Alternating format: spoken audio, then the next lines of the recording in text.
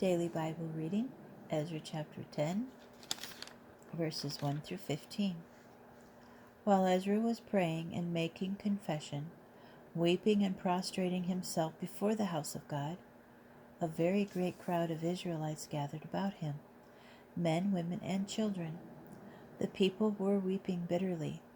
Then Shechaniah, son of Jehiel of the family of Elam, spoke up and said to Ezra, "We have trespassed against our God by bringing into our homes foreign women from the peoples of the land. But there is still hope for Israel despite this. Now then, let us make a covenant with our God to expel all these women and those who have been born to them, in accordance with the bidding of the Lord and of all who are concerned over the commandment of our God. And let the teaching be obeyed. Take action, for the responsibility is yours, and we are with you. Act with resolve." So Ezra at once put the officers of the priests and the Levites and all Israel under oath to act accordingly, and they took the oath. Then Ezra rose from his place in front of the house of God and went into the chamber of Jehohanan, son of Eliashib.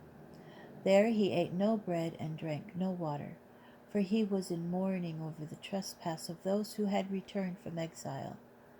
Then a proclamation was issued in Judah and Jerusalem that all who had returned from the exile should assemble in Jerusalem, and that anyone who did not come in 3 days would, by decision of the officers and elders, have his property confiscated, and himself excluded from the congregation of the returning exiles. All the men of Judah and Benjamin assembled in Jerusalem in 3 days. It was the 9th month, the 20th of the month. All the people sat in the square of the house of God, trembling on account of the event and because of the rains. Then Ezra the priest got up and said to them, "You have trespassed by bringing home foreign women, thus aggravating the guilt of Israel. So now make confession to the Lord God of your fathers, and do his will, and separate yourselves from the peoples of the land and from the foreign women."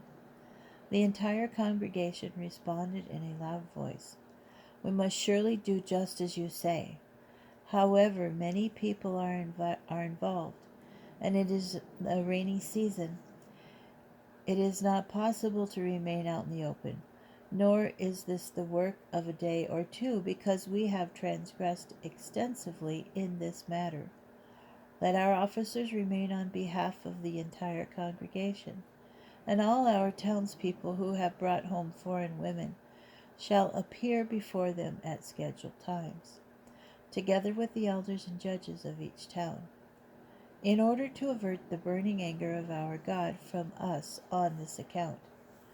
Only Jonathan, son of Asahel, and Jaziah, son of Tivka, remain for this purpose, assisted by Meshulam and Shabbathai, the Levites.